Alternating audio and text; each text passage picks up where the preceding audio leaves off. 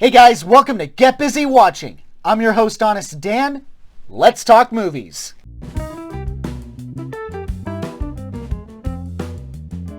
In commemoration of the upcoming Bill and Ted Face the Music, I'll be going back in time, pun intended, to revisit the previous installments. I've already seen Excellent Adventure, so now it's time for Bogus Journey. Once again, I feel like I have to preface this. I have seen this movie before, so don't freak out at me. But like Excellent Adventure, I've only seen it once, likely back to back at the time that I saw the original as well. Still, I remember liking it, but let's see how it holds up. That's all I got for this opening. This is my honest opinion of Bill and Ted's Bogus Journey.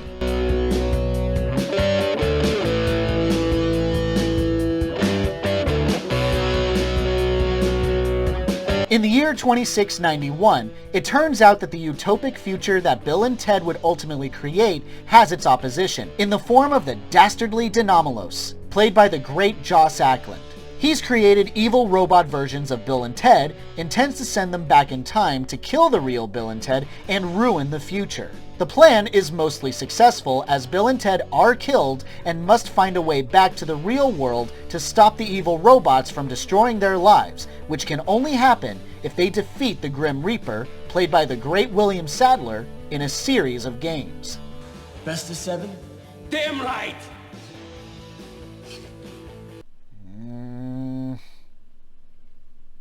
Okay, so I like it, but it's kind of weird. Not the story itself. I mean, you don't get to watch a movie titled Bill and Ted and not experience some weird shit. But, okay, so watching Excellent Adventure, there was a consistent level of entertainment. Like, it never got overly funny, but nothing was truly that painful. The charm and likability really carried the film. But with Bogus Journey, there's something about the writing, the directing. It just had such cringy jokes that were really painful.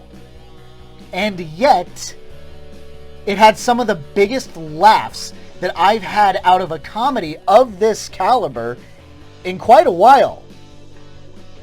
Like I said, weird. Man, where do I start with this? You know what? I'll start with what I loved. The practical effects. These are so damn fun. And a little freaky, but we'll get to that in a little bit. Also, a whole lot of creative sets and miniatures. God, I miss this kind of filmmaking. But you know that if this was made today, those robots, those settings, they'd be CGI. Pound to a penny, that's exactly what we won't be seeing in Face the Music. Practical effects. Or at least not a lot of them. The best we can hope for is creative CG, which, given this universe, is entirely possible. Just have charm. Please, just be charming. The dark humor is also quite entertaining. Seriously, I've seen horror movies that have disturbed me less than this. Look at these bits!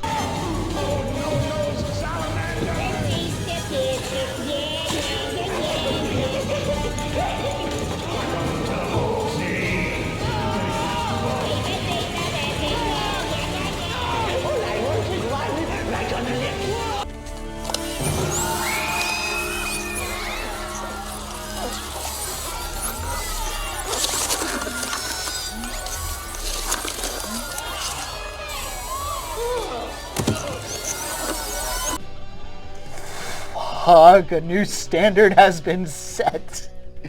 If you are not scarier than Bill and Ted's Bogus Journey, you have utterly failed as a horror film.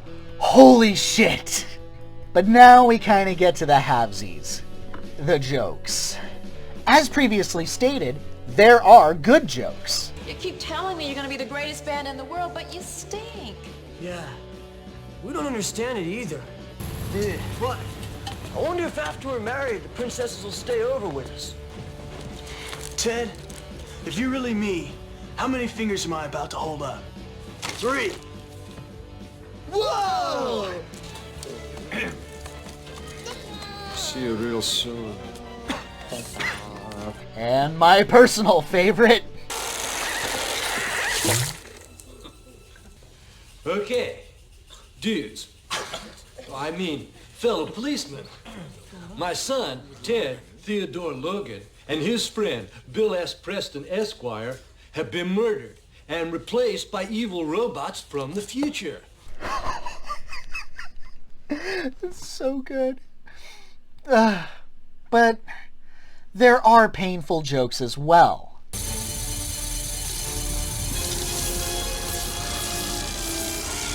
Because 3D. Excuse us, dude, but your shoes are untied.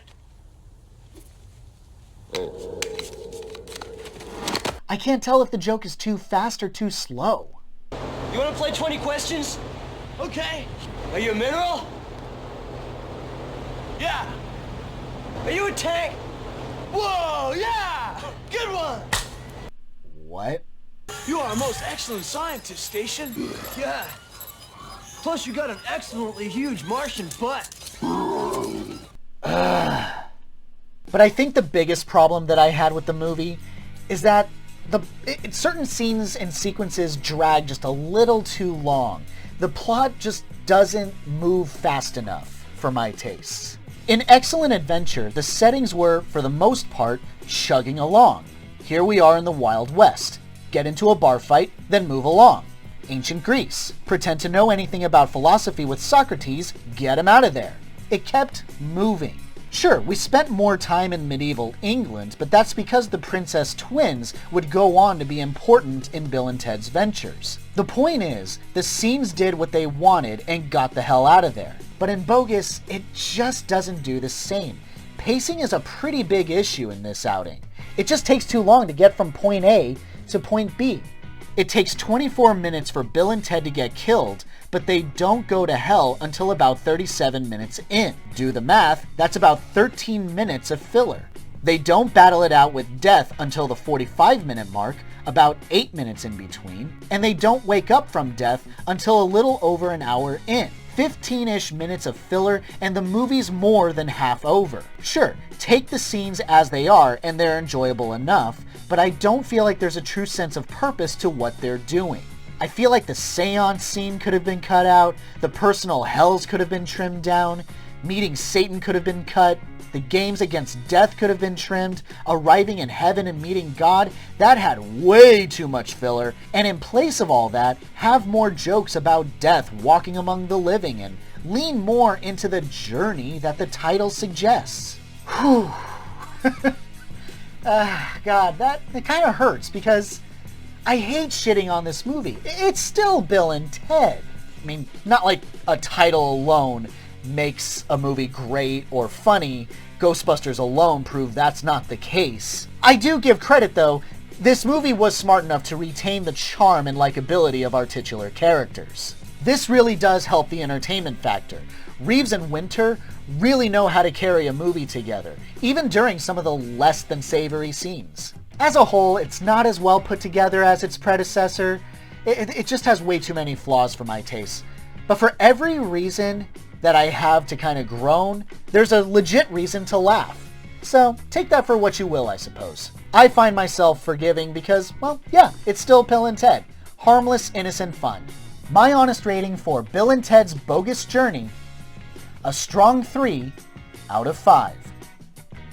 Before I go into talking about Face the Music, I want to get this off my chest. I'm worried. I don't know how necessary this next installment is. I mean, at the end of Bogus Journey, it was a little rushed, but whatever.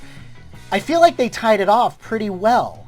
They learned how to play, they went on to create world peace, and they became huge people. Wild Stallions became huge. So it's like, that was the whole point of the Bill and Ted story. How do you build off of what's already kind of done and done? What can Face the Music truly offer to justify its existence? I'm just worried that it's going to suck the big one, and I really want to like it. And also, why isn't this the title of the movie? I have a feeling we're about to embark upon a most unprecedented expedition. Way to keep it out of theme, guys. Anyway, let's go through the trailer and talk about it. I don't know, is it just me, or does Keanu look like he is really not into it? He just looks so tired. I mean, Alex Winter hasn't missed a beat. He still has that energy. Maybe that's the whole point of Ted's character. I mean, he literally says that he's tired. I don't know. I had a theater teacher once, and she said, even if you play a character who has no energy, there's still energy that you can put into the performance. And I'm just not feeling it out of Keanu. Man, for dudes who change the world, they live really middle classy. Idea for you. Be role models to your daughters. Whoa, hold up. Daughters? This is little Ted. This is little Bill. I'm calling it. Those babies were intended to be boys. Why the change? I have no idea. By the way, I think it's really funny to see Samara Weaving acting in this movie, who is the daughter of the great Hugo Weaving, acting alongside Keanu Reeves. I think it's a bit of a sin that she's not his daughter, because I think there's plenty of jokes that you can make about that, but fine, I don't care, except I do. By the way, I really like Samara Weaving. She's so good in Ready or Not. Here's a real idea for you. Be role models to your daughters. Get real jobs. How did they fall into such hard times that Ted's dad will just come right out and say, get real jobs? I know a story needs conflict and all, but I'm calling it. The events that led up to this third movie, they're going to be really forced and contrived. Bill, we've spent our whole life trying to unite the world. And I'm tired, dude. Ted, we have a destiny to fulfill. Didn't you already fulfill it? I guess this could be an out-of-place scene. It's not actually setting up Ted's character. It's meant for later on down in the story. It's hard to say right now. Dude, our dads are totally in trouble.